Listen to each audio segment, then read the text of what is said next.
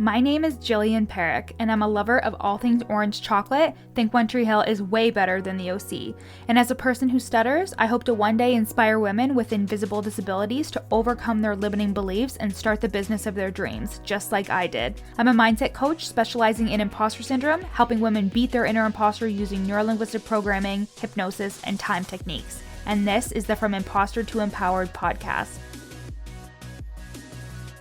This podcast is for you if you're an entrepreneurial woman trying to navigate the online space with a lot of passion and a lot of uncertainty. If you feel like your ideas are unoriginal, that your message isn't necessary or important, or like you're a complete and total fraud, then you've come to the right place. This podcast will take you from imposter to empowered with ninja-like brain hacks, easy to implement strategies, and uplifting real talk to make you feel like everything you want is in reach. Let's get started, girlfriend.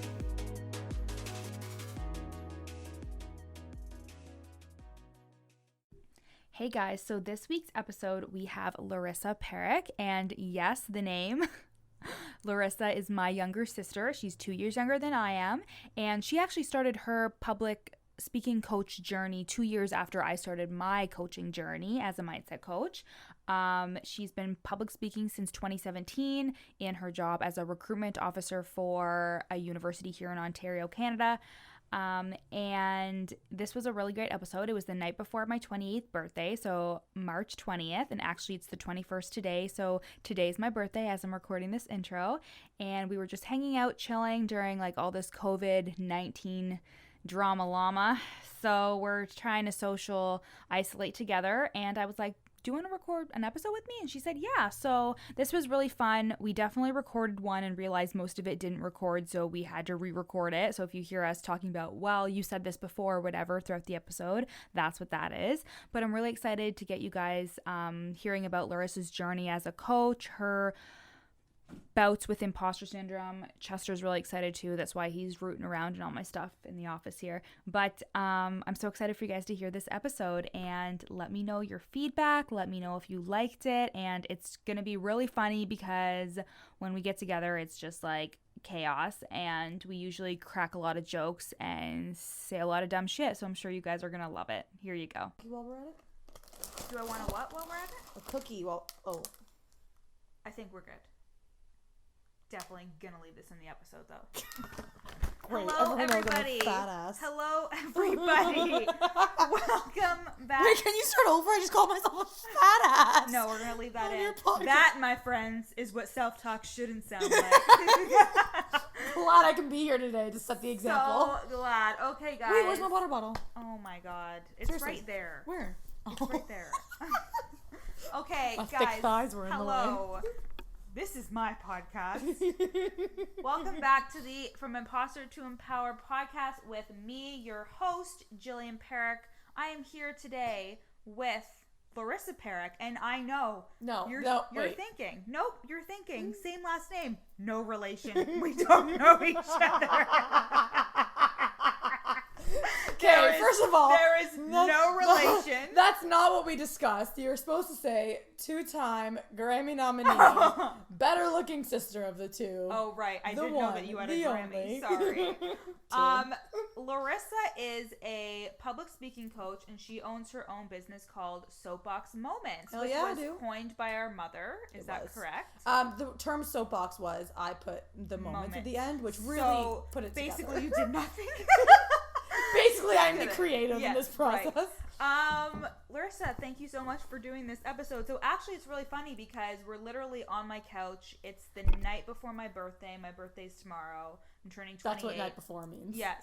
The night before my birthday. Shut the fuck up. And Larissa is sleeping over, and we're just hanging out, and I was editing another person's podcast, and I was like, Mom, this episode's really shitty. Do you want to be on my podcast?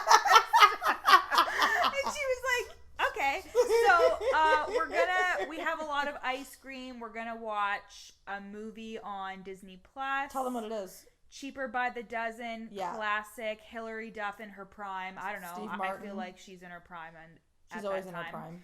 So that's actually so accurate. She's literally always in her prime. I've never not liked Hilary Duff. I know, she's great. Yeah, she's amazing. So anyways, Larissa, thanks so much for being on the pod. You know what? We're so we, as in, we are so welcome. me and my team are really grateful to be here today. Yeah, thank you so much for your team, aka what are these called? Okay, let's not.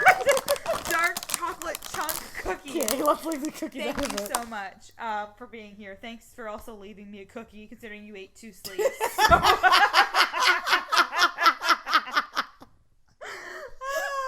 Anyways, I feel like very exposed. We are going to talk about business eventually. But yeah, I don't really have a plan for this podcast, but first of all, let's hear a little bit about you. Who was your inspiration growing up? Your sister. Not true. And Britney Spears or Christina Aguilera. But yeah, so tell us about how you started your business and why you started Soapbox Moments. Wow, you're really putting me on the spot here. Sorry. That's what an interview is, but okay. Well, I think you would remember when we were in Alberta. Where are you going? Getting water. Oh. When we were in Alberta, and I was like, yeah, I'd really love to start my own business and do something similar to what you're doing in terms of having like a passion project, especially because when I ended university, I started working and I didn't have anything to do. Like I wasn't really part of a community anymore, which was really hard for me. And then I was just going to work and coming home and watching Netflix for 8 hours a night. So like I wanted to have a passion project, and we were in Alberta and we were in Golden. No, BC, sorry. We were in Golden. Which is BC. Yes. And we were sitting there and I think it was you, and you were like, you should be a public speaking coach. And I was like, yeah, that would be really cool. That's funny. Yeah, and we were sitting, it was like me, you, and Mom, and then Dad you guys were sitting under the blanket. You and Dad. Oh, yeah. And we were sitting there, and I was, and I was just like, I think it would be really cool to like start my own business, but I just don't have like anything that I feel like I'm good at.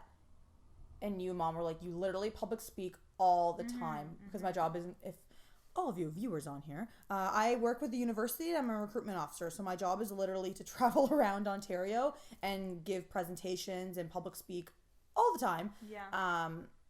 That's actually like how it got started. And then that whole summer I basically was like putting stuff together, thinking of things, you chirping me for overthinking everything. Right. And you were like, just fucking start it. Just fucking and then start. I launched my Instagram page the end of August of 2019. And just to lead into that, what were the kind of thoughts you were having around just starting? Because I know, as my specialty is in like imposter syndrome. What? And I know. I had no idea. This podcast is called From Imposter to Empowered. Shut up. Did you know that? No. Okay, wow. All right.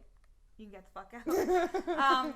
So basically, I want to kind of dive into what kind of thoughts you were having as to why you couldn't get started, why you felt like you needed all these things. Because one of the things that I routinely see come up with people is they feel like they need to like have a website and do a bunch of things before they can actually just take the action and get started. So what was your thought process behind that until you just fucking did it? Well, Jillian, for me, I have zero knowledge, or had, past tense, zero knowledge in business. I went to school for human rights and sociology. So, like, I had no idea in terms of what the, I guess, like, background work and the homework and the research to literally start your own business. So I feel like anything that I did wasn't the right thing because I never took business. I never took anything that was related to it. So for me, it was like I would think of something, and even though I was like, wow, this could be a really great idea, I was always like, well, fuck, is it actually what I'm supposed to be doing? Because I had no idea. I think that, like, leads into a little bit of a lot of, like, I should be doing this. Like, shoulding all over ourselves in terms of thinking, like, it should be a certain way. And that can really get in the way of, like, taking action on ideas because you think it should be a certain way. You should be doing things a certain way. I think, I'm cutting you off. I think, great. Okay. I think should, classic. I think should is the second part. The first part is being so uncertain and then doing the research and seeing how other people, let's say, for example, I wanted to start on Instagram. I was looking at all these other business coaches, and that's where the should came in. Yeah. I should be doing it like this. I should be almost like imitating the way that other people are doing it because it works for them. Yeah. But that first, like, I think that's the shoulding all over myself. It's funny. Is definitely the second part, but the first part is like going into the battlefield like totally, completely blind. Yeah, definitely. So you feel like when you started your business, you had a lot of that like inner imposter things come up in terms of like, can I do this? Should I be doing this? Yes. Was that coming up at all?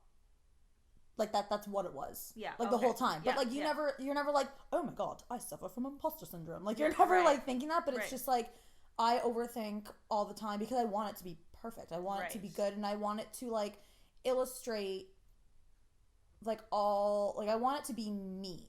Mm-hmm. And I don't want to put something half-assed out there because it's not me. Mm-hmm. And I think I felt like if I wasn't working on it 100% of the time, putting all my effort into it, like it needed to be 100% perfect. I needed to be 100% confident in it. And if it wasn't, I was like, well, I can't put it out there because it's not going to be authentic. It's not going to be me.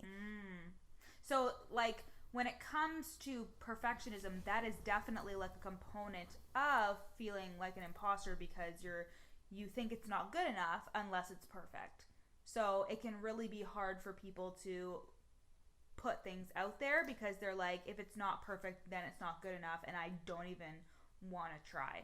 And the idea of perfect is what's the problem, because I'm just like, I'm always like, yeah, I want it to be perfect, but then I don't actually have a definition of what perfect is. Mm-hmm. So it's like I'm actually never satisfied. Like I'm never, even stuff that I put out now, like yes, I'm still putting it out there, but I'm still like, oh, I could have done this like a little bit later, or I could have thought about this more creatively, or I could have worded something like that.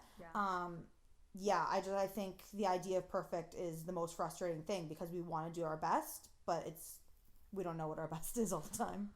I think with that too, I don't think that like always goes away, like, but the thing is you're doing what you can with the information you have at the time. Like if you were to look at my Instagram a year ago, you would look at it and be like, wow, like this is so much shittier than the content you're putting out now. But like it's because I was doing what I could on Instagram at the time. Like I didn't have a social media manager. I didn't have experience with a ton of clients, so I know how to like write to my ideal client. So when it came to really like learning how to do things, it just comes with time. And I think people compare themselves a lot and look at what everybody else is doing and see that and be like, well, I have to be just as good, even though that person could have like 10 years of experience or something. But I think that's just what happens right now in the online space. It needs to be like just as good or it's not good enough. And I think like that's how I approach public speaking too, where a lot of people, they are just like, oh, like I don't want to do it because I'm scared of this, this, and this. And it's like, I get that. Definitely been there. But you can't actually get better until you do it. Yeah. Until you try it. And it's the same thing. Like when I first started my Instagram, or I first started my business, I was very much like, I don't want to come across as this, I don't even know. Like I want people to know that I actually do know my stuff. And if I don't put it out there in a certain way, people won't take me seriously. They will think that I don't know my stuff or whatever. Hello, imposter syndrome. Hello, welcome to this conversation. So I actually want to talk a little bit about now, like public speaking and imposter syndrome, or like what's something that you commonly see when it comes to like people who are afraid to public speak. Yeah, I think the people's biggest fear when it comes to public speaking, there's a lot, but the most popular and common one that I hear is what other people are thinking about them. Anytime somebody steps on stage, raises their voice, speaks up in a conversation, raises their hand in class, people who fear what people are potentially criticizing about them. And I think I see a lot of people who don't want to speak up and who don't want to public speak because they genuinely don't want to think about the potential consequences and the potential criticism from other people. You were saying that, like, so for all of you guys, like, we had a whole thing recorded and then we realized that it wasn't recording, so that's why I'm saying so this is super fun. So this is our second round of doing this. But you were saying before that, like, people will be afraid to public speak because of that criticism that they'll probably never actually hear from somebody. Right. They're just acting on that fear because they're afraid that somebody is going to be like, wow, that was really brutal. But like, you're actually... Nobody knows. Yeah, you never, after you public speak or after you have a conversation or whatever, you don't go up to somebody and you say, like, hey, like, was I really shitty? Mm-hmm. Like, were you thinking shitty thoughts of me? Mm-hmm. No one literally thinks that or says that at all. And I think we are our own biggest critics, as lame as that is, as much as you hear it, it's so true. Where, like, the things that you think about yourself, somebody isn't sitting there being like, huh, yeah, she does scrunch her face when she talks. Yeah. Or she does hiccup over her words. Or people aren't thinking that the way that you are. So true. Like, your internal representation of yourself, like, you think it's reflected in everybody else around you, but it's really just your internal dialogue and the way that you receive yourself. That's why it's so important to work on that confidence and work on that worthiness, because that energy is going to really show when you're around other people. Obvious to people if you feel insecure. It's obvious to people if you're not confident in yourself. And something that we were saying on the last recording that didn't record was that with our brains, like, those people who are so afraid of that criticism, of that rejection, it's because your human brain is literally wired to estimate risk and to estimate danger. Like, so fight or flight. Fight or flight. Fight or flight. So in that regard, you're thinking like, okay, somebody is going to be thinking negatively about me, and that's because you're trying to defend yourself from whatever is coming your way. But you're not afraid of what people think about you. You're afraid of how you'll feel when you know what they think. Yeah. So even though you're going to be on stage and you'll probably never know what Lucy thinks in the back row. Fucking Lucy. But, like, you're afraid that if she were to say something to you, like, I think you sounded really stupid because you think you sounded really stupid, that would really hurt your feelings, and you're afraid of feeling negatively about yourself, because sometimes when people think negatively about themselves, it sends them down a spiral. Maybe they overeat, maybe they aren't nice to themselves, and it causes a lot of problems for them in their life. So it's not necessarily the fear of other people's opinions, it's the fear of yourself and how you'll feel when you know what they think. Yeah, and I think, like, when I first started public speaking, I started professionally public speaking in 2017, and I think when I first started, I would go into every single presentation, I would go into every single room and being like, holy fuck, I'm gonna blow this. Like, I'm not going to do well at all. This is going to suck. I don't want to do it. And then I'd come out of it and I'd be like, oh, that's fine. I did okay. Like, I did pretty well. But it was almost like I didn't want to go into a situation being like, wow, I'm going to kill this. Like, I'm so ready. I'm so confident in my work. I'm so confident in my voice, because I was afraid of, if I did screw up, how that would affect me and how that would make me feel about being a public speaker, or you know, did people really think I was shitty? Did people think I was as shitty as I thought I was? You know, and like, that comes back to the idea of creating meaning out of all of our experiences. Like, even if you had, so like, let's say you went into something and you were like, okay, like, I'm gonna fucking kill this, and then you maybe like screwed up a couple things, you didn't feel great about it. You could have turned that into a meaning of, maybe I'm not supposed to be a speaker, maybe I can't lead people, and that's where things go wrong, because you're creating meaning out of an experience that's just information. Like, it's not ever a failure, it's just feedback. So instead of, I feel like sometimes people really interpret stuff like failure in quotation marks as like it means something about them, that they're not good enough or they shouldn't do something. But in reality, everything that happens to us is just feedback. it doesn't have to be like an actual meaning about anything. It can just be information that you choose to act on or you choose to not act on. The idea of failure is so different from our own perspective versus other people's perspectives of us. Like, I don't know how many times I have been speaking to a crowd, I've been speaking to a group of people, and I've walked away and been like, shit. Like, I didn't do well. Like, I knew I was a little bit nervous. The video didn't play, so I had to, rephrase what the video was talking about. And I was a little bit, like, just not feeling great about how it went. And then I had people come up to me and being like, that was amazing. Thank you so much for that presentation. I had my boss come up to me being like, you kill it every time. Like, thank you so much. See you next week for the next one. Like, and I think our idea of what we do well and what we don't do well in is totally like, it's the only, because we're so critical of ourselves. For sure. And I think it's so difficult to step away from our own self-criticism to see ourselves and understand ourselves in somebody else's perspective and other people's point of view. And we never will be able to do that, I think. I don't think we can do that. I don't think we'll ever be able to be objective to our own ideals, but that's why it's so important to like have like a guide or an objective worldview or like a coach, because they're able to see it from your perspective but also offer you that objective perspective as well. So like for you as a public speaking coach, like how do you offer that objectivity?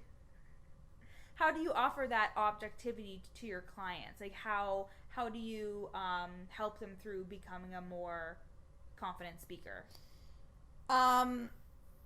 Yeah, I'd love to enroll you in my one-on-one coaching program. She's not gonna. You're a perfect candidate. She's not gonna give us the tea. I'm kidding. I think like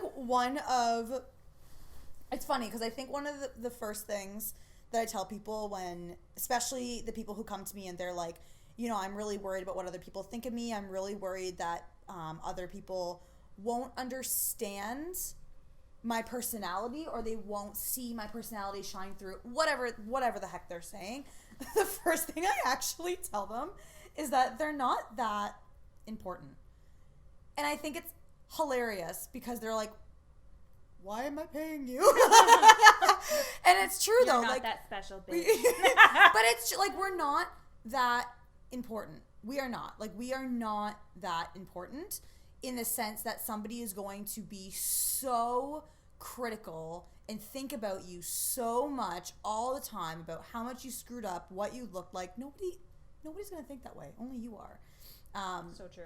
And I think how I offer that is shifting really what public speaking is. I don't know if you got this on the other recording, but people think of public speaking so formally. They think of it as a microphone and a stage, and it's not. It really isn't. It's the conversations we engage in every single day. It's raising our hand when we're in class. It's having the confidence to talk about your services and sell your services and be confident in that. It's anything that allows you to open your mouth and say something.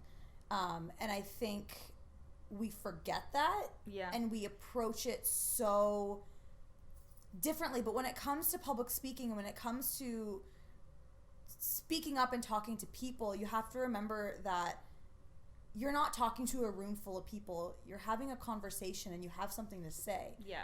Public speaking really is just you having a conversation with your audience. You having a conversation with the person who's listening.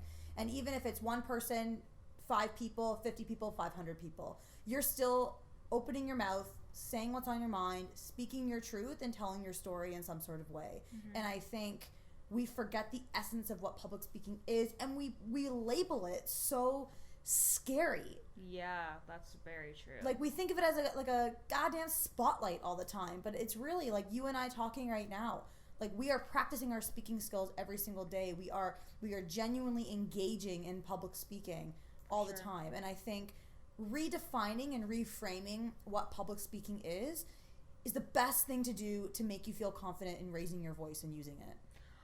I wonder about, like, in schools, how they can better prepare children for something like that. Because I know, like, my first experiences with public speaking were those speeches we had to do in public school. Yeah. And, like, those were so nerve-wracking.